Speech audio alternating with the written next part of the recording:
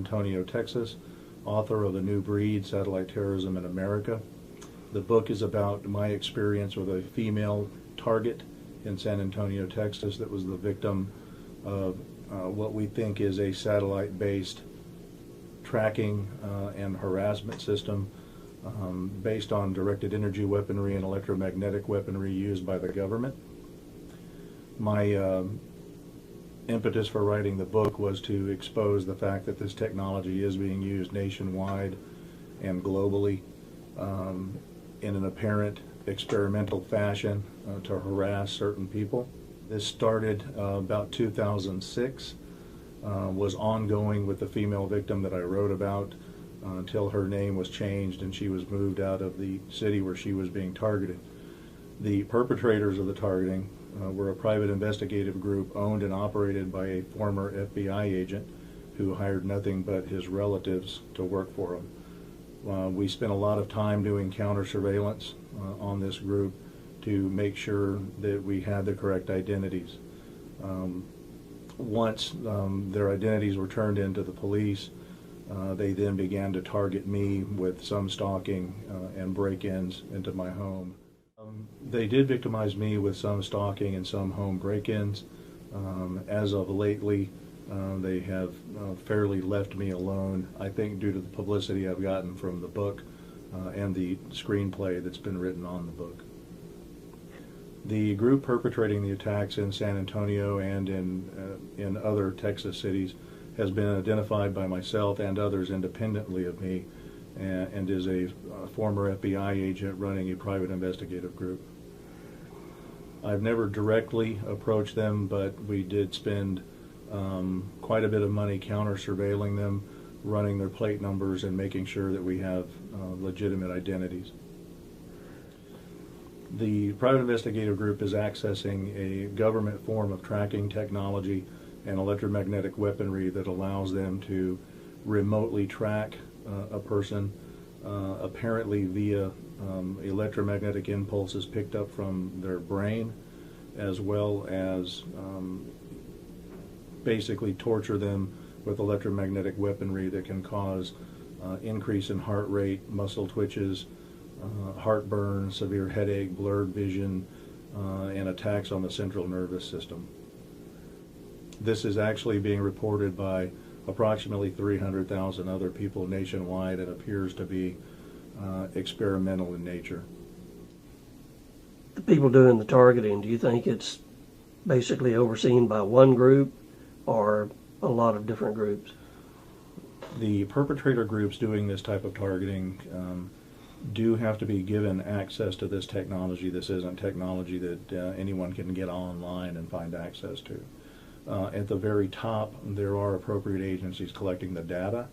However, at the community level in each major city, there are perpetrator groups that are pretty much allowed carte blanche to use this technology however they see fit. Some are attacking certain groups based on sexual orientation, gender, or race. Some are using it for corporate espionage, but in the grand scheme of things, as the data comes back to appropriate agencies, the mix does appear random. But as I said, there are like a group in Palm Springs that's mostly gay men being targeted. The group in San Antonio mostly uses this for harassment, for sexual assault purposes.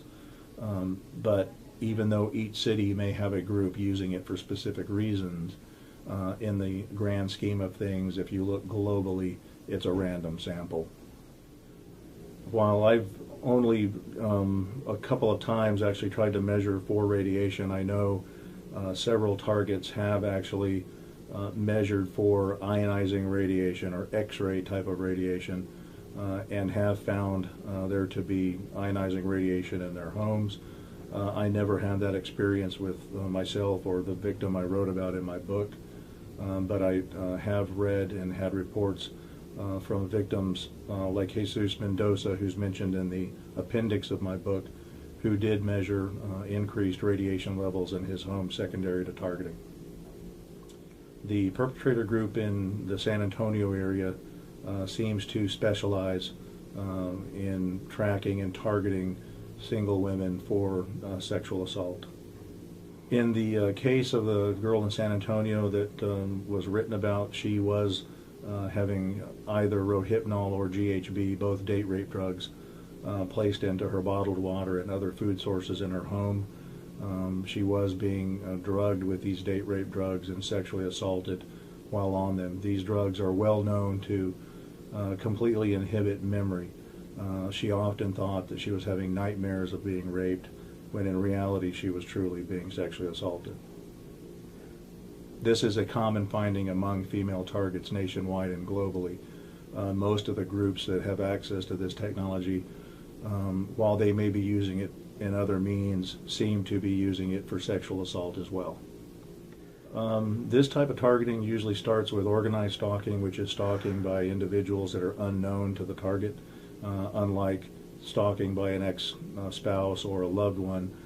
This is well-organized stalking that got its debut during FBI COINTELPRO work in the 50s and 60s. It's 24/7, stalking at your home, stalking at the workplace.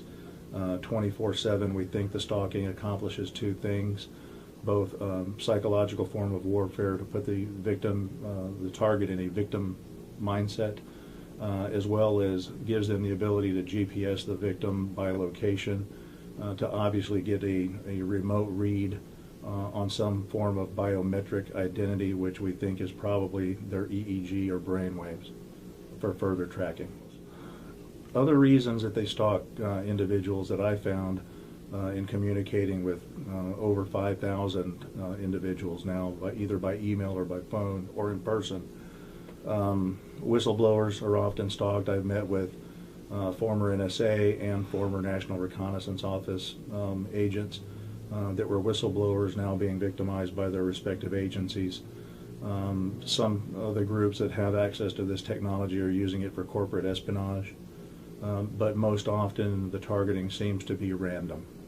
If you look back at any of the mind control type research that was done with MKUltra and MKSearch in the past, most of the victims or the people that were used as guinea pigs in the experimentation are relative nobodies. It's the common people that seem to get experimented on. There are ways to lessen it, not completely defeat it. One of the ways, the best ways, is to notice the stalking when it first begins. If you can prove the stalking to the police, most cities have anti-stalking laws now that you can pursue. Once you're left with mostly directed energy attack, or what we refer to as electronic harassment, it becomes a little harder because there's no tangible evidence for you to present to law enforcement. There are a number of support groups for people that are undergoing electronic harassment. The International Center Against Abuse of Covert Technologies, or ISAACT.org, Freedom from Covert Surveillance and Harassment, and MindJustice.org, or just three of many human rights organizations that have banded together to help combat this problem nationwide and globally.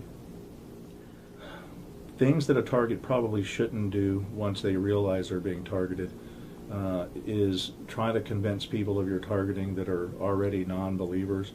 The whole goal of targeting is to eventually get you in front of a psychiatrist to draw a schizophrenic or delusional diagnosis.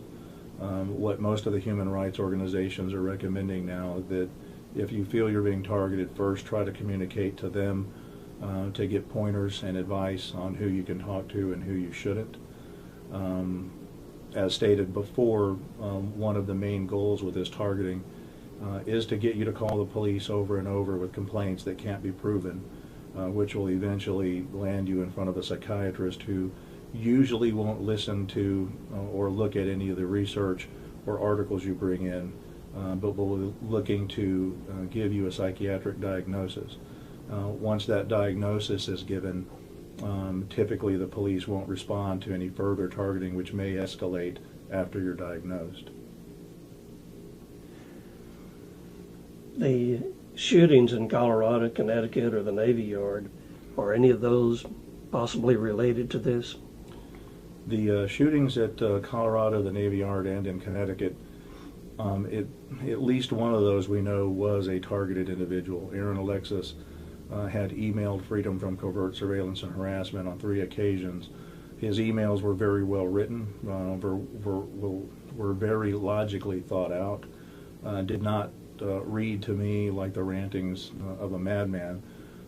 In his emails he stated that he did have a clearance, he did work for the DoD, he knew what the weapons technology was, and felt like he had identified where the research and possibly the attacks were coming from, which days later after his last email he did have the shooting at the Navy Yard, which I'm assuming he felt was where the attacks were coming from. Of course, had he told us he was going to do that, we certainly would have backed him away from that plan. None of the human rights organizations dealing with electronic harassment, nor myself, endorse violence in any way. We feel like the harassment is being done as a larger form of experimentation. If you look back at the original mind control studies of MKUltra and MKSearch, the victims were almost always nobodies that lacked the financial or political clout to do anything about the victimization. Mind control research has been ongoing in this country by all of the intelligence agencies and the DoD since the 50s. Advances in technology, satellite technology, and RF technology have allowed the lab to be taken out of the laboratory and into society. The long-term goal, we feel, of this targeting is to see what the mass effects are on a large group of population, with probably an eventual use of this technology on a global population for control.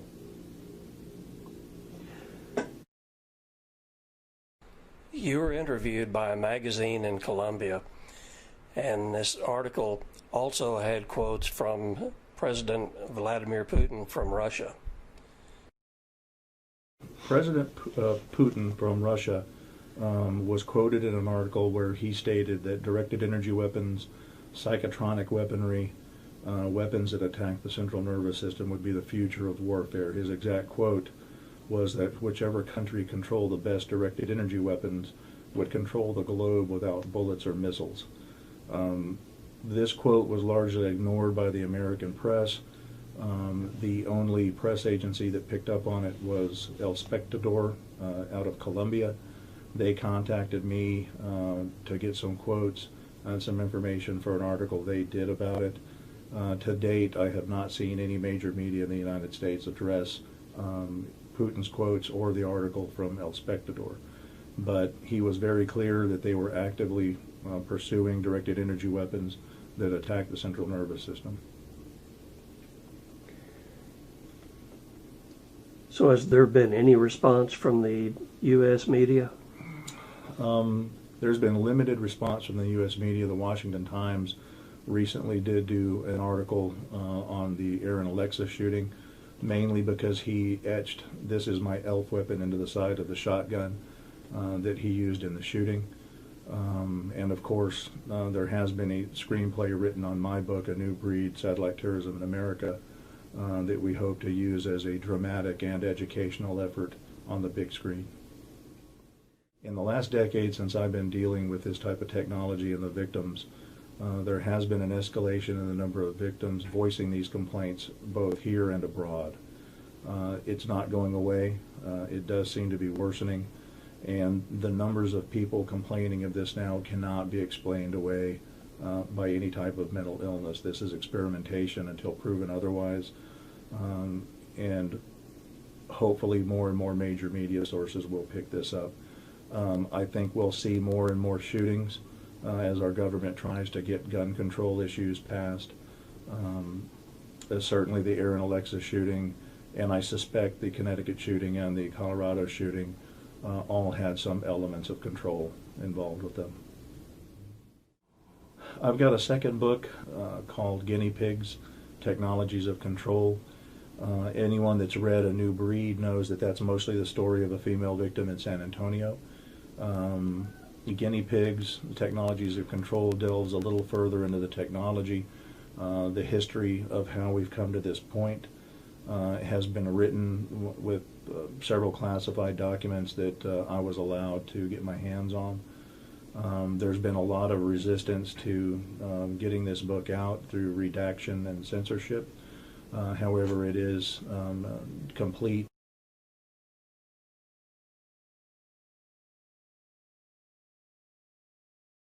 Yeah, tell us about the screenplay in the movie you're putting together. Because electronic harassment and targeting with this technology has become so rampant in the United States, after writing A New Breed, Satellite Terrorism in America, the number of people coming forward with these complaints was mind-boggling. There has been some specials done about this on Discovery, on the History Channel. Certainly the history of MK Ultra can be found in a number of places in several good books. However, once A New Breed, Satellite Terrorism came out, there was such an overwhelming response of people being victimized by this way, and people emailing me after hearing me on radio shows, that I realized quickly that we need another venue to get the word out to people that this technology exists. A great screenplay was written based on A New Breed, Satellite Terrorism in America. Mr. Mike Muirhead with Bandera Films is working with the production on a movie based on the screenplay and the book A New Breed. We're currently seeking investors. This is a movie that will be produced as a drama based on a true story, not a documentary. It has a great storyline based on a true story. It has a great script. We're currently seeking investors that would like to invest in making this movie come to completion, which will be a great way to educate the public through an entertainment venue that this technology exists and is being used on innocent Americans.